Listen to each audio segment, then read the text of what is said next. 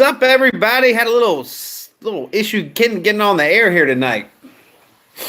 Anyway, our video tonight. Actually, I got a couple things I want to talk to you about. But what we're going to talk to you today about is picking winners. But also, I got another cool video that I want to. Well, you know what? I'm going to kind of integrate it into tonight, which is picking. We're talking about flipping winners, or picking cars that win as far as cash flow and money and all that good stuff.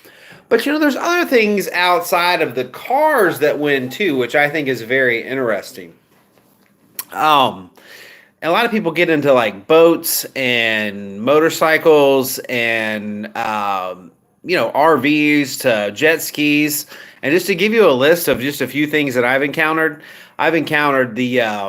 I've traded literally everything from auction vehicles from the military, like military auctions, to I actually have sold a piece of an airplane, half of a mobile home, what are things about jet skis? I can't even tell you how many, boats, and just weird stuff like that. So picking winners. We're going to get more into the car thing, but I just want to throw that out there because someone actually asked me, "Hey man, is it okay? If I've got, should I take chances outside of my little niche?" And the answer is yes. If you know kind of what you're doing and know what you want to do and all that good stuff, then rock and roll and do it. That's what I say. But anyway, welcome to the channel tonight. And long story short, we're going to be talking about cars and how to pick them and win them. Pick them and win them. I love it. I love picking and winning. Who loves picking and winning? I do. I like to win. I like to win. I like to win. I like to win. All right. Jen just got home. We had a horrible storm up here. I think that was what was booting us off earlier. A few minutes, throwing us up a little bit. All right. So talk to me about what kind of cars we want to talk about as far as winners. All right. So let me get into this. A winner to me. All right, this is just my personal preference. Your personal preference will change from car to car or deal to deal or depending on what you're looking for, trying to buy or what have you. A winner to me is a car that runs and drives or has one known specific problem. That's it. If it runs and drives or only has one specific problem, and I can get it turned or retailable either when I buy it or after a little bit of work. When I say a little bit of work, really just a few hours or that day, then to me that's a real winner. Now, we do take cars that we know are going to take 3 or 4 days. I mean, this because there's not winners in the line. Like every car you buy is not a $3,000 hit. You have to have the filler cars that are only going to make $500, $1,500, $1,000, whatever. And those are okay too, but I'm talking about real winner. A real winner to me, the first quality it's got to have. I'm going to ask Jen in the background. Jen, what's the first thing a car needs before? What's the first thing? What do you think the most important thing is a car? If you were to call it a winner, you'd say immediately, this car is a blank car. She's saying pretty. Okay, yes, that's good enough. She's got to have eyeball. Like, to me, as long as you have a pretty vehicle, that's the first piece to having a winning vehicle. And, sometimes you can overpay a little bit for a winning vehicle, and that's okay because here's what happens. You buy the prettiest car there, but you still own the prettiest car there. So when you go to retail it or re-wholesale it, you still got the prettiest car that's going to be sitting in the line. So you can always get a little more money. People like pretty. They don't like pretty. They love pretty. Like they want to have that connection when they look up, the blood red Corvette with, all the pretty stuff on it. You'd be like, dang, that's a beautiful car. And then somebody has a Toyota sitting beside it. Let's just say it has the same cash value, but it's got hail dents all over it. It's an off green color. It's got scratches all through the paint. Book value is the same. And, just missing a hubcap. Now, to me, what are you thinking? I'm thinking, nah. Can't fall in love with the ugly Toyota because we have the blood red fired up. They call them retail red for a reason.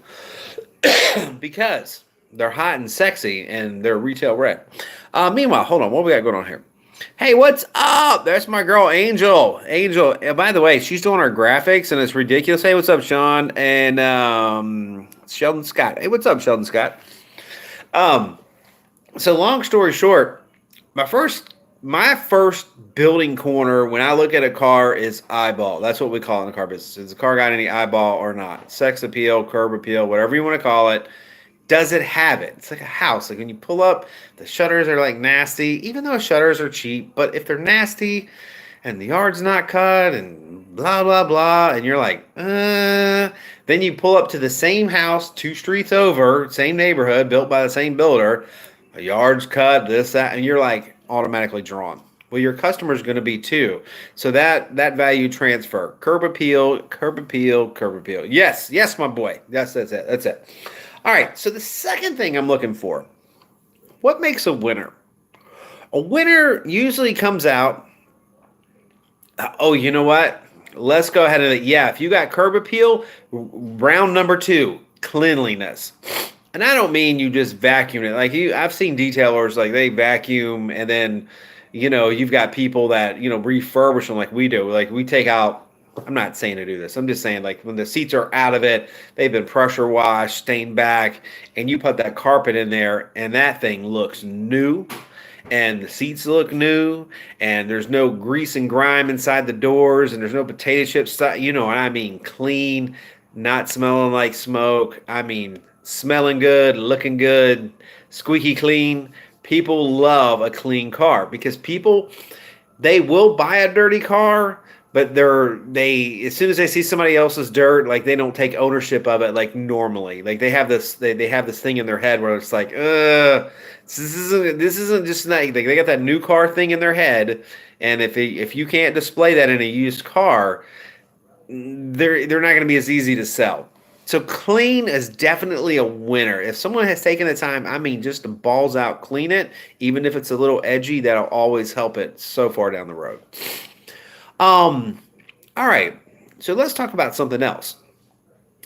Another thing that I find pretty common. I mean, there's a few cars I would say I'd like to have a 5-speed in, but most cars that when you're just kind of looking for bulk selling, and that's what we're kind of talking about here.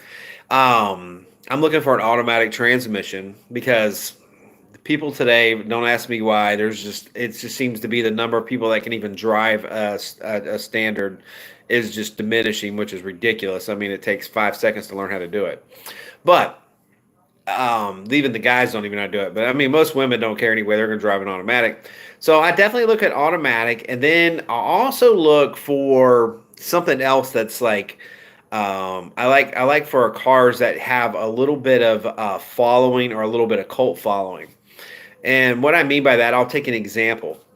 You can take a Subaru. Subaru buyers love Subarus, period.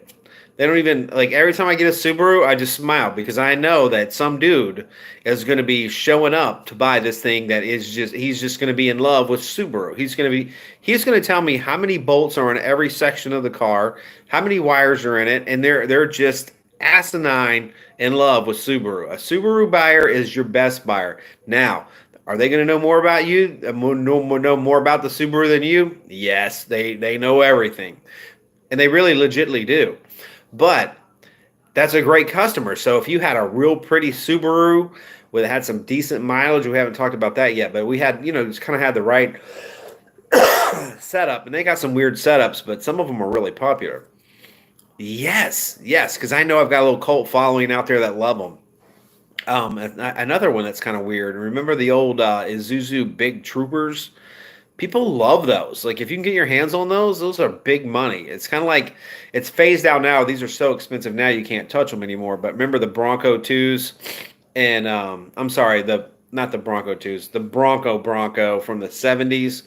Completely badass truck, and the same thing with its sister or its cousin, should I say, from GM, the Chevrolet 1500s. They were just there for the 80s, they were as hot as it got. And everybody wanted one. And now that's kind of happening with some of these import SUVs that are just kind of got their little cult following. So I like cult following cars.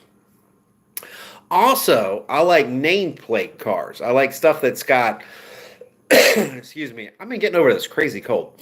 But I got this thing for like if you have the right package, like if you've got a Honda and then you've got an Accord and it's got the leather and it's got the roof, it's got the eyeballs, it's got the mileage. Even if the guy wants a little too much for it, buy it, man. You're gonna have somebody hook up and go. It's done. Same thing with Toyotas. Some of the Nissans are just as hot as firecrackers if they're not too mild up. There's a lot of them out there, but you can get into those Altimas and you can get them. You can buy them right. They're a sexy car. People love the gas mileage. They look good. They look current. The Camrys, same way. Um, and long story short, the that's how I win. That's what I'm doing when I'm looking at cars. Like I'm looking for things that I can isolate and then take advantage of. Like I'm like, okay, look, this thing has a name brand. It's pretty. It's an automatic. All these things are coming into place way before the money. We're not even talking about money. Like these, like you want desirability to start with, and I think a lot of us get tied into the fact of. You know what? Cheap. I gotta buy cheap. I gotta buy cheap. I gotta buy cheap. You know, cheap's okay, but cheap isn't always the best way to go because the problem with cheap is there's usually something wrong with it, or it's a little edgy, and you will still sell it. But when you really want to go for real profit, you got to have nice stuff. Nice stuff sells with no problem to primary customers that you can they'll go to their bank and pull out 8 grand, whatever, 10 grand, 20, whatever you got going on. Curtail to those people that got the money, son, because they can write a check and the reader's there and you can take it to the bank and you can cash it. And that's always good business. Then you don't get into other stuff like, you don't get into all the problems and the headaches with if you buy one that's edgy. I'm not knocking the edgy car. I'm not knocking the edgy car. I'm just saying if my favorites for winners, I never pick edgy cars for winners. The edgy cars to me are filler cars. I'll do them, but they're not my favorite. You give me something with pretty paint, running smooth, needs a little paint touch up. I'm your man. Please call. I'm all about it. Little check engine light on, but the car's running good. No problem. So you look for a little few minor things to get you a little bit of a deal so you can negotiate, have a little leverage on your side. But if you want to start and swing and really make that money, guys, you got to pick these winners out. You got to pick some stuff that's hot and sexy. People like hot and sexy. And every car version has got a hot and sexy version. I mean, I'm not even kidding. Like even minivans. Like our girl Angel was here. She was driving I think it was a Sedona. And nothing against Sedonas. We've dealt plenty of those 3.5s. We have the biggest videos on the internet on 3.5s. But long story short, there is sexy versions of the Sedona that people want. Which ones would that be? That'd be the ones with the rear air, quad seating, fully loaded, leather if possible, because it's a kid vehicle, sunroofs, the alloy wheels, everything that you can get the one that's just got everything. And those soccer moms, I call them soccer moms. A lot of people drive them, but they kind of got stereotyped. Hey, Angel, I'm not saying you're a soccer mom. Angel is kind of a soccer mom. Okay, but anyway, if you get into the soccer mom club, there's a cool one of those, and there's one that gets frowned on. So if you show up and you buy a 2016 Caravan, but it's a 5-speed, well, all the moms in the mom club are not going to like it. If you buy one and it's only got 5-row seatings, but if you've got one you can keep the kids separated, got the button-down kid restraints in it, the rollaway seats, the rear backup. Yes, moms are gonna love it. Like that's a cool section.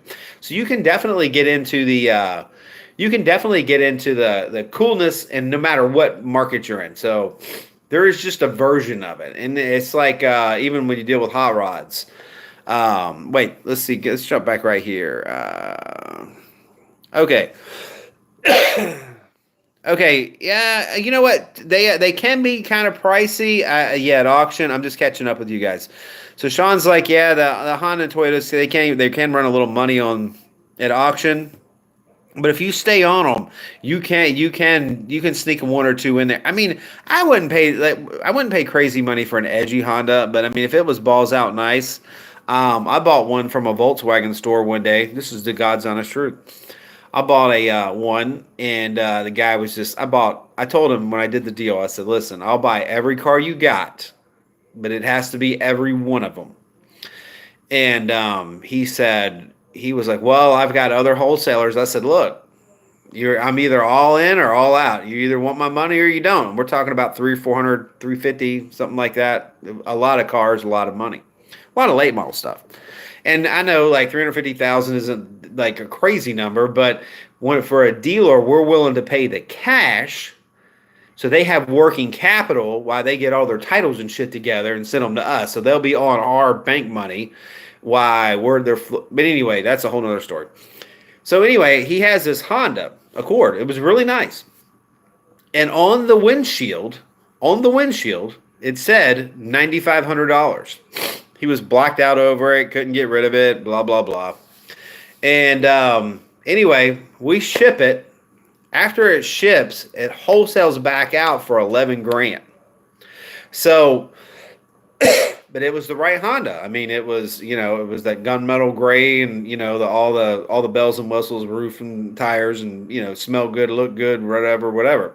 So you can, if you got to hold on to those big dealers, but I don't know who is in Sean's in your market group that you're putting pressure on. If you're just buying from auction, yeah, it could be a little tedious, but I tell you what I would do. I would try to, it isn't so much the Honda store that you get the deals from Hondas on. You get Hondas, if you're going to be at the auction buying late model imports, I would look for minority owned, sometimes the minority participation groups that are out there.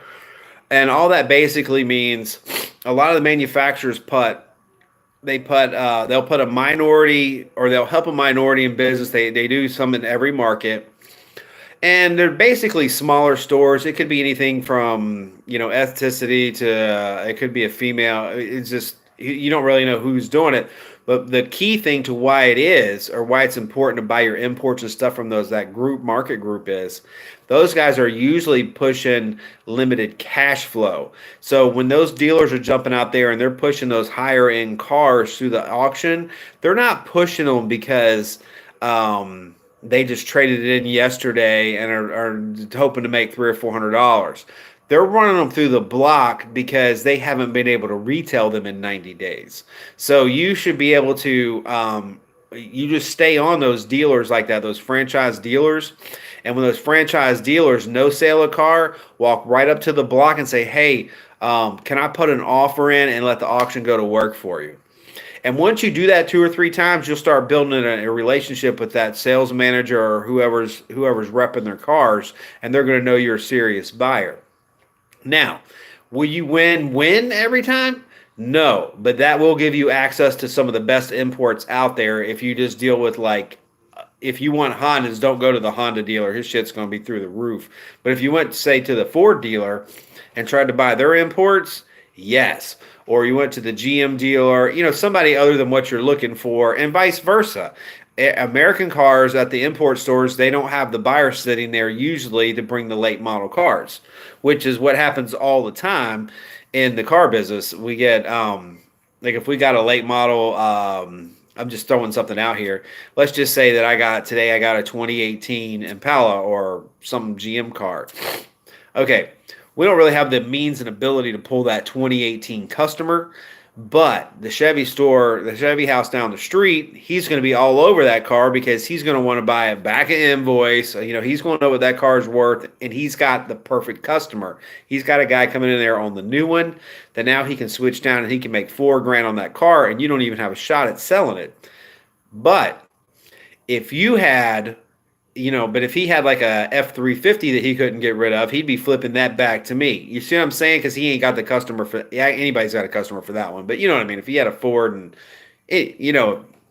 people just get comfortable in their own niches or their own branding, and that's where the money's actually made in the higher end imports or the Honda, the Nissans, or wherever, you got to go to people that normally don't sell them, even though in our mind we're like, damn, they're going to bring too much money, but they really don't because they're branded in the wrong place. I mean, sometimes. Now, sometimes shit just gets hot and you can't keep up with it, and off to the races she goes. Plows down and they digging crops. All right, let's go here. Sean, got an '08 C30 hatchback rare car. Had a guy call me from Oklahoma wanting to fly down to Florida and get it. I have it listed at 45 and retail is $7,000. Oh, nice. You know, Sean, let me tell you about something else. Oklahoma, this is a little off the beaten path. So one day I buy this Cavalier, and this damn thing is got was it butane, or it had this huge cylinder in the back, and I want to say maybe it was natural gas, or yeah, I guess it must have been natural gas, but it was a factory built car. I buy this little Cavalier for $300. Bought it in Fredericksburg, and need a fan relay, whatever. So I'm like, damn, this is such a weird car. So I'm like, you know what? What the hell? So I go ahead and I post it. But I ask all the money because the weirder it is, the more money you can get. So I put like $3,500, $4,000 on it, something like that. And sure enough, man, a guy out of Oklahoma, bam, nails it. It isn't even listed for an hour. He nails it. He's like, I'm flying in the morning. I'm getting a ticket. I'm on my way. Seriously? So anyway, the guy flies down, and sure enough, I go pick him up at the airport. He throws me another 100, and boom, we hook him and go. And the guy's like, man, after he pays me for the car, he's like, dude, this is a $6,500 car all day long where I live. So, I mean, I left money on the table.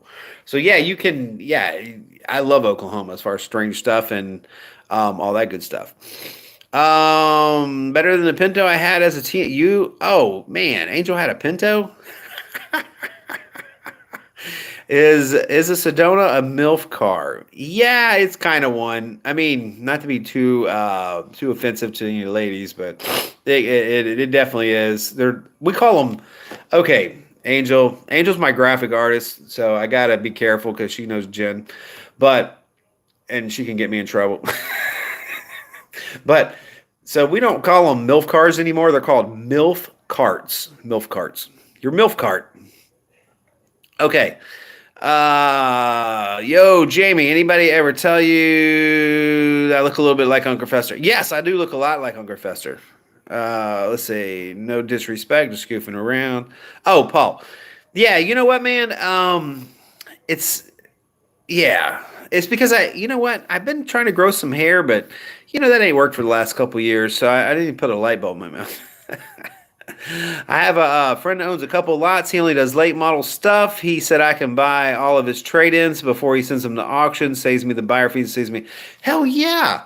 Hell yes. That's exactly right, Sean. And so when the more little buddies you get like that, that's where you get those deals at, because that you're like, I see where you're at, Sean. You're like, hey man, I just need a car today. I need to buy something I can make me $2 or $3 on. I get it. And you're sitting at the auction, and it's hour 6. The guillotine's coming. It's getting ready to cut your head off, and you're like, damn it, I don't got any cars.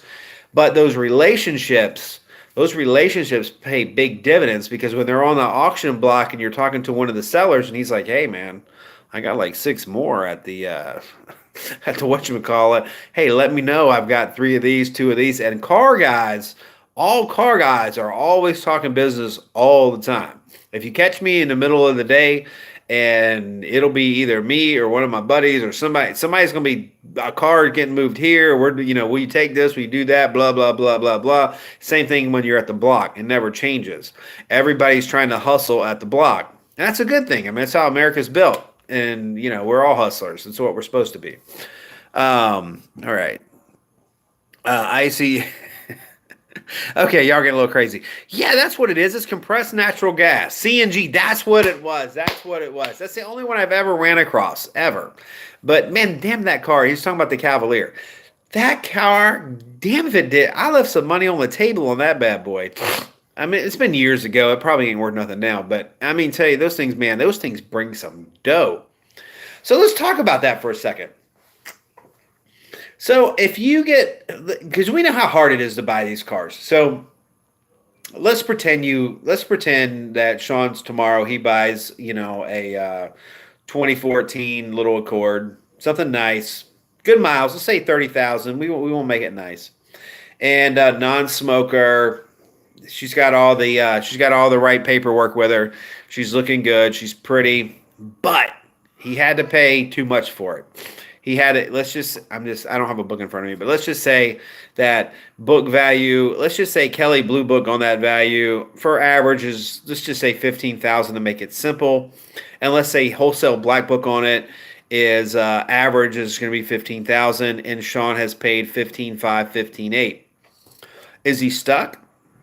No, because no matter what the book says, the beauty is in the eye of the beholder on things that are pretty. And that's a true statement. So even though he pays $800 to $1,000 more, if he knows his market and he knows that he has a nice car, he can hold on till he gets 16.5, 17.5 for it. And that's the premise on why I'm saying picking winners. Because it's a whole lot easier to bet that if you paid $800 too much, that you can hold out and make another $1,000 advance. And if he bought that same car, but he got it for $2,000 less, but it had previous damage on it, or it's got real visible paintwork, the possibility of him advancing for a lot of money becomes very slim. Whereas a nice car, you can get on into the blue sky. And that's all I was saying with all that. All right, guys. So that's my little theory on. That's how I pick winners. I ain't really say it's thinner. It's just that's what I do. That's what I do. I think that I definitely feel like it's worked for me for many, many years. It doesn't always work. I mean, sometimes we got to go with the ugly girls. And that's okay. I mean, sometimes we just gotta, just stop by Walmart and get some makeup and lipstick and just fix her up on the way home, and that's okay. I mean, we got to do what we got to do, because and no matter what, every day when you wake up, you have to buy and you got to sell. So if the pretty girl is not available, then you have to take the next one. But always keep your eye open for the pretty girl, and even if you got to pay more than you think you should, you almost always can over advance, and you can almost always never have much of an issue at all when it comes to reselling it. All right, and what's up? Autobus finally showing up. Hey, Otto, when did you show up, man? What's up, bro? Anyway, I was talking about some of the strange things I've made that stellar money on. Because sometimes when you're at the auction or different things present itself when you're looking for that pretty Honda, as we're talking to Sean about, sometimes something else will pop up that you can actually make money on. And the same rule always applies. The prettier, the better. One day, I got to tell you the story about selling half of a house. You know what? That's be another day. But you can definitely advance cash flow off oddball things. Like if you let's just say you're a car guy, but your friends and for some reason when you're in the car business, people will show up and bring you the most random shit and want you to buy it. And you know what? That's okay. Like you get used to it. Like it becomes this I don't know why it is. Like I have people show up all the time. They're like, "Hey, man, do you want?" They're not like crackheads. They're like real, like legit people, friends or whatever. They just think that I'm the guy that'll buy anything, and that's okay. And a lot of times people don't put value on stuff, even though. And if you get a little bit of a niche for, or some type of feel for what stuff can bring. Man, you can really roll some dough. Like that could be your side hustle in your side hustle. Like, you know what I mean? Like you just don't even know what you could get into. Like it's so crazy. All the stuff from furniture to boats to, I can't even tell you how much stuff that I've bought. Like I just have bought so much shit. It's ridiculous. And almost every time I almost always win money. I mean, because people are willing to give you stuff that they paid really good money for nothing. So they can just have a little bit of cash right now. And, if you're in the cash business, remember I told you a long time ago, car business is not about cars. It's about taking a set amount of money and making it worth more money. That's it. So if we can do that with a lamp, a Bohemian lamp, we can buy it for $20 and sell it for $3,000. I mean, we have to get somebody else to do it. We ain't smart enough to do it, but you get my picture. Or a boat. I bought a boat one day recently, not too long ago, and he basically showed up. He had a nice little bass tracker, man, nice boat, little aluminum 16-footer. Bought it. Guy wanted $700 for it. He's like, I need cash right now. Had a little kick motor and, a little, I think it was 45, 50 horse, something Evinrude on the back. Nice. And anyway, I sat it outside. Like 4 hours later, $3,500 done. And do I have a problem making $3,500? Hell no. I mean, that's a $2,800 win the same day. I mean, hell, that beats the hell out of sitting in a car auction for sucking up fumes and killing myself and killing my feet and killing my brain cells and listening to all them people yell, scream, and cars beeping. Hell no. I'd love to sit at home and just sell boats all day, but that doesn't happen every day. But when it does happen, be aware. That's a winner. That's a winner, guys. This story's about winners. All right, man. Well, I have taken my time up, and let's see. It's 30 minutes and 57 seconds. All right, I'm going to catch everybody up here. All right. Okay, I love Sean's stories. Okay, this guy I know showed up in a 95 Explorer, rust all over it, running rough, wanted $600 for it. Okay. I pointed in an 04 Buick Regal with nice paint I got it for $600. Sold it for $3,500. Exactly. Yep. Yo, Jamie, or everyone else, would a car lot on a busy road that is twice the rent of a warehouse without any frontage on a road worth the extra money for rent, or would a warehouse do if I was cheap? Paul, that's an excellent question, actually. That's a very well thought out. Sounds like you're thinking about making a move or making a decision one way or the other. So, the world we live in now is digital. And although it would be nice to get some walk-on traffic, unless you have serious, and I mean serious inventory that has to be displayed and you need to make a presence in your community, meaning you're trying to dominate a market. So if you were coming in and, we're like, just say you hired some guy or whatever, and I'm coming in there and I'm like, hey, listen, we got to take up this much market share, so we're gonna have to buy out, we're gonna have to put you, 200 $5,000 to $7,000 cars out here because we're gonna swallow the market. If that's the case, yeah, real estate's a big deal. But if that's not the case, if you're not scaled for that big and you're just a small guy trying to one or two car it up, the road footage is going to do you little to no good because you're not going to have enough presence to matter.